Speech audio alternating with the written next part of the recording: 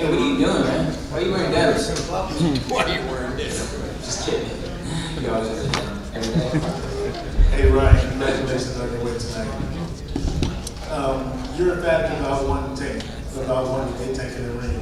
What is it about Tank Davis that you feel you can take advantage of when you guys meet? When you guys do meet in the ring, whether it's either this year or early next year? I think it's not so much about Tank. It's just about the people. The people want me to fight Tank. It's not so much. It could have been Devin Haney if the people wanted Devin Haney. You know, these people stayed out, 30 minutes, 40 minutes, an hour after my fight, and they're screaming, "We want Tank." I told everybody. I walk around any place. Doesn't matter if it's Texas. Doesn't matter if it's New York. Doesn't matter if I'm in a different country. They just say, "We want Tank." So I'm gonna give the people what they want, or I'm gonna try to. And what can I take advantage of him? I mean, I know that I have more speed than him. I know that I'm taller, and I know that I'm bigger. But we'll have to see when we get in there. It doesn't really matter about how he fought or how I fought this fight. I've learned that once you get in there, the fight starts unfolding for itself. And I'll figure it out when I'm in there. Would you be just as confident in fighting Devin Haney? Of course, I have history with Devin Haney. I know what could get him. I know that he's a good fighter too. All these guys are great fighters. I just feel like I have something in me that can elevate me, surpass them, because I honestly feel like it's just who I am. Yeah, it's just who I am. I'm different in a way, and I will beat these guys. I will do everything in my power to beat them and still show love to them. I just know I could beat them competitively. I know I could beat them. Hey Ron, Frank Michael Smith here from Juice Productions. Congrats on the W tonight. There's no doubt you have been transparent. In addition to being an excellent boxer and great knockout tonight, you're an excellent content creator. If you had to title the knockout tonight on your social media, what would you put it? I got that knockout in Dior. That's real all Dior. Got that W in Dior.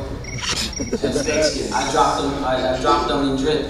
I dropped them in that Dior drip. I'm probably gonna capture that tomorrow. You got options. I do many options. I'm gonna have to go in the lab and think about what's the best way to put it. Stay tuned. I'm posting tomorrow. It's too late now. She got me strategy, man. Ryan, the moment that you step on the ring, you were completely focused. You knew what were you doing. You just attacked and you were focused. And as soon as you end up the fight, you had a message, which was about the mental health and everything. But you knew exactly what were you doing on the ring tonight. The moment that you stepped, you were like that tiger that you said. Lion. The lion, I'm sorry, the lion that you said you were. What were you thinking tonight? Because you were like that fighter tonight. I've been trying to walk in truth these past 2 months. Going through my mental health issues really taught me to not rely on my feelings, to rely on the truth. So this whole time I just really was walking in faith, walking in truth, not trusting my feelings, trusting how great I am as a fighter, and I believed it. And I just kept on telling myself, in the ring, what's the best option here? What can I hit him with? What is he doing? And then I kept, kind of having that in my mind the whole time. But it's a testimony to people that are going through something that, these things that happen to you sometimes when you quite don't understand, they're really your spirit telling you, something's going on. And it really shows you who you really are.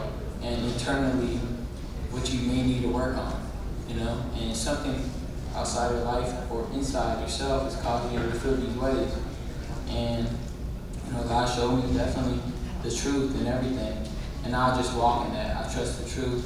And I thank God for all the wisdom and strength He gives me. And I walk in that in everything I do now. And I feel stronger as a person. Mohammed Mubarak with Electronic Herald Report. Congratulations on a great performance tonight.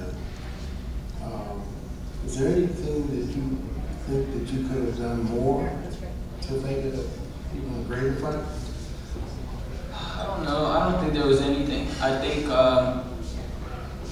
the one thing I fixed was not rushing in, even when I had him hurt. And that's something I've been working on, something that I've been trusting. I'm gonna get him later on. You know, he's getting broken down.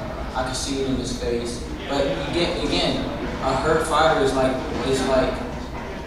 a what you would call it, a hurt animal in the wild.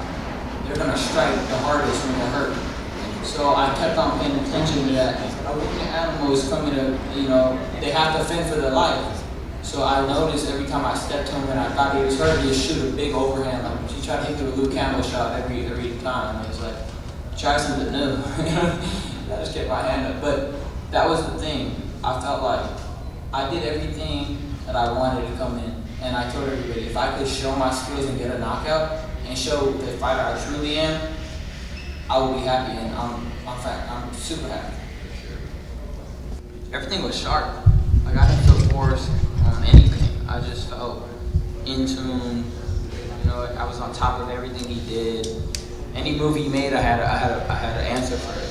And that's how I fight. I have really good reflexes, and I fought exactly how I know I can fight. To me, it was a beautiful performance. Did you feel better at 40 than you did at 35? I can't tell the difference yet.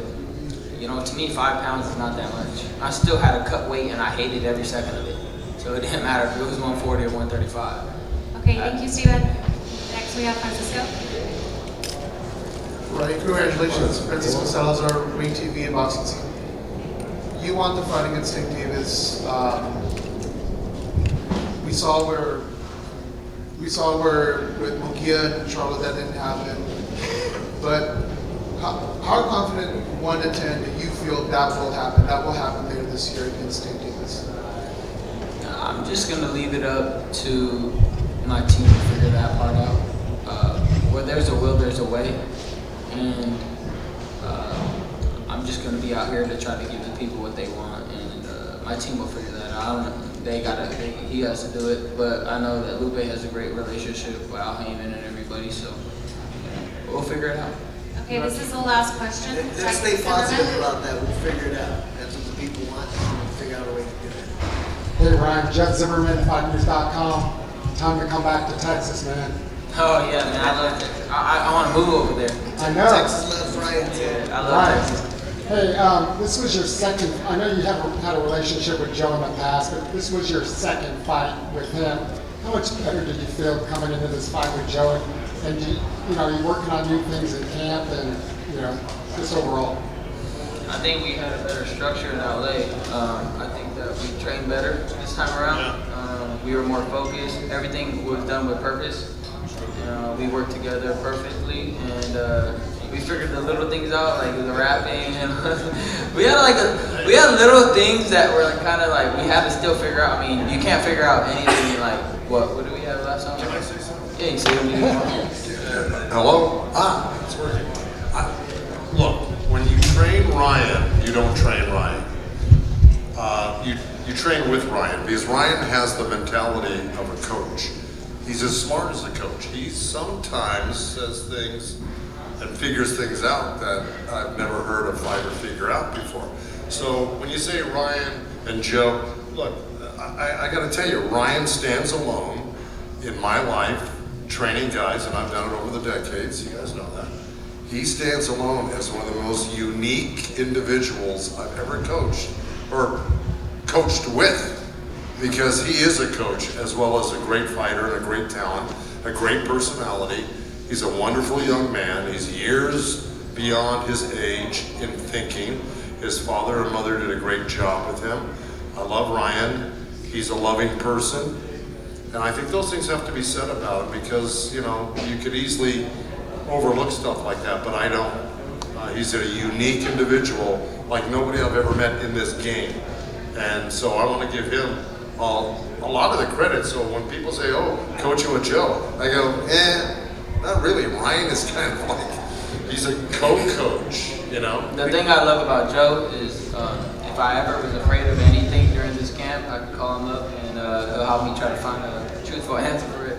Trust me, I went through a lot of things in this camp. One of the hardest things to this camp was the passing of my grandma.